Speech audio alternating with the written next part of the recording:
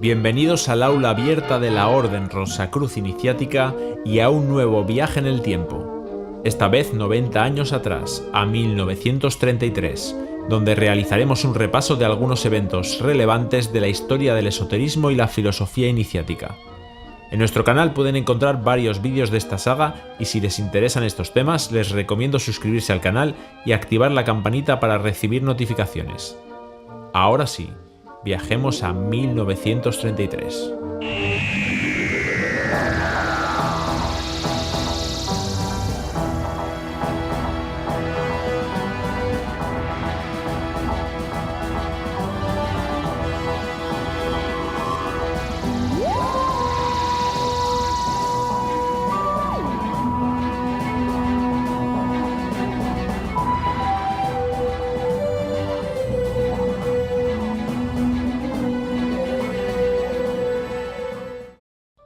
A principios del año 1933 tuvo lugar un acontecimiento de gran trascendencia para la historia mundial posterior. El 30 de enero, en Alemania, el presidente Paul von Hindenburg nombró canciller a Adolf Hitler, líder del Partido Nacionalsocialista. Este hecho tendría enormes repercusiones en el mundo, primero en Europa y más tarde conduciría al mundo hacia una nueva guerra mundial. En otro lugar, en la India, Mahatma Gandhi inició una huelga de hambre como forma de protesta contra la política británica en el país. A pesar de que en un primer momento este evento podría parecer trivial, con el tiempo se convertiría en un hito histórico de gran trascendencia que impactaría significativamente en la política internacional de los años posteriores. La lucha pacífica liderada por Gandhi inspiraría movimientos de liberación en todo el mundo y se convertiría en un ejemplo de resistencia no violenta y de lucha por la justicia social y la libertad. Mientras tanto, en Nueva York, al menos en el cine, el gigantesco King Kong se dedicaba a destrozar aeroplanos mientras trepaba a lo más alto del Empire State, al mismo tiempo que los hermanos Marx triunfaban con su conocida película Sopa de ganso. En el ámbito de la física, el premio Nobel fue otorgado al notable Erwin Schrödinger, el que además de ser un físico teórico destacado, también estaba muy interesado en la filosofía, la espiritualidad y la mística. Según Schrödinger, la experiencia mística es una vía válida para la comprensión profunda de la realidad, y sostenía que la ciencia y la espiritualidad pueden y deben complementarse mutuamente. Otra de sus ideas capitales habla de que la conciencia es esencial para entender la naturaleza del universo y que es una propiedad fundamental de la realidad. Por otro lado, en Europa y América se seguía estructurando una federación de organizaciones iniciáticas llamada Fudoshi, que tenía como cometido congregar a todas aquellas organizaciones iniciáticas que se reconocían entre sí como auténticas, al mismo tiempo que hacer compatibles las terminologías de aquellos grupos que compartían la misma raíz tradicional. El entusiasta principal de esta idea fue Émile Danton, conocido como Sir Hieronymus, quien encontró apoyo en Harvey Spencer Lewis, el imperator de la Orden Rosacruz Amorc. Juntos se asociaron con un tercer personaje, Victor Blanchard, de la Orden Martinista y Sinárquica. En este sentido, en este año 1933 se mandaron invitaciones a todos los puntos del globo para el primer convento internacional de órdenes iniciáticas que tendría lugar en Bruselas del 8 al 16 de agosto de 1934. Como los organizadores creían que la masonería regular había sido profanada y que se había contaminado por los elementos mundanos, decidieron no cursar invitación a las obediencias regulares, haciendo una excepción con el rito antiguo y primitivo de Memphis y Mizraim, a que consideraban la última esperanza de la masonería por retomar el rumbo. Lo cierto es que la autenticidad y la regularidad de las órdenes, fraternidades y escuelas iniciáticas siempre ha sido muy difícil de comprobar y establecer. Y así como fue fundada la Fudoshi en 1934, poco tiempo después algunas organizaciones que se sintieron excluidas del llamado terminaron fundando la Fudoshfi, una sigla muy poco original que significaba Federación Universal de Órdenes, Fraternidades y Sociedades Iniciáticas. De la mano de Swinburne Clymer y Constant Chevillon, la Fudoshfi tenía como objetivo principal contraponerse a la Fudoshi, pero apenas iniciada la Segunda Guerra Mundial, este impulso inicial terminó por disiparse y ya no quedaron rastros de ella. Quizá la letra F significaba simplemente fugaz. En este momento, el 20 de septiembre de 1933, falleció en la India la conocida teósofa Annie Besant, presidenta de la Sociedad Teosófica.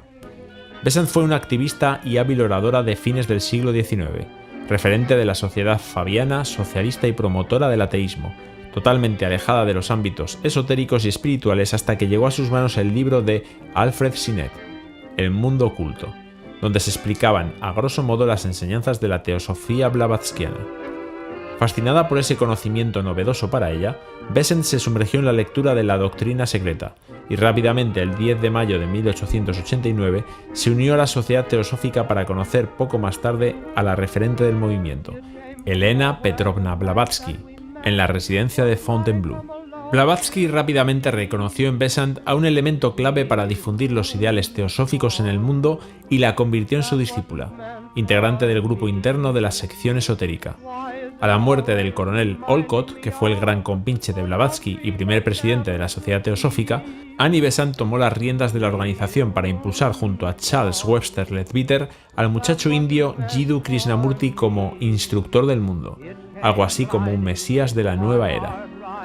Sin embargo, Krishnamurti no se sentía cómodo con ese papel, y a fines de los años 20 renunció a ser el instructor del mundo, disolviendo su Orden de la Estrella y renunciando a la Sociedad Teosófica, lo que supuso un gran disgusto para Annie Besant, que ya estaba muy mayor y que, alejada de Europa, recluida en la sede de Adyar, en la India, falleció 4 años más tarde, en este 1933.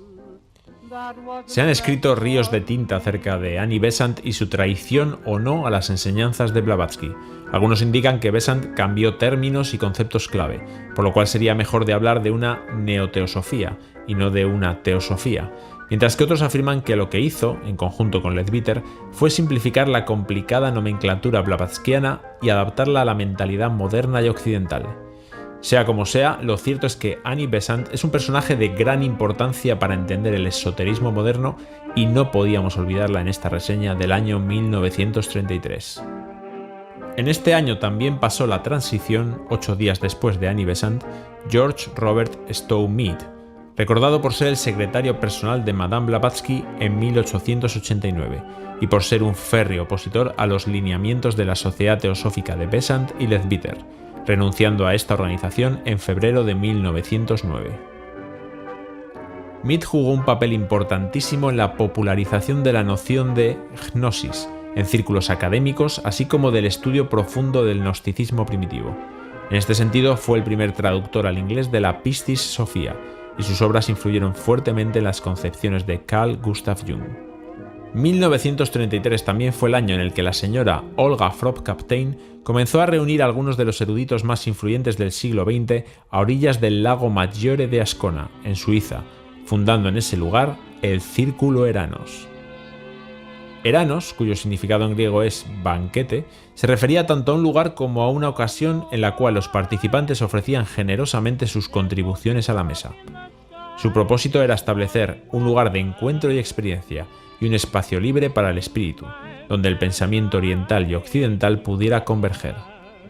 Estos encuentros de Eranos se fueron realizando todos los años a partir de 1933 y duraban unos 8 días, donde los participantes comían, dormían y convivían juntos, lo que daba lugar a provechosos diálogos sobre temas simbólicos, religiosos, psicológicos, mitológicos, filosóficos y donde todas las disciplinas humanas tenían lugar. El líder y referente de estos encuentros fue Carl Gustav Jung. De hecho, Henry Corbin lo llamó el genio tutelar. Pero por el círculo pasaron decenas de investigadores y especialistas que abordaron el símbolo y la metafísica desde múltiples puntos de vista, como Rudolf Otto, Mircea Eliade, Joseph Campbell, Marie-Louise von Franz, Jean Danielou, James Hillman, Gershon Scholem, Hannah Arendt y muchos otros.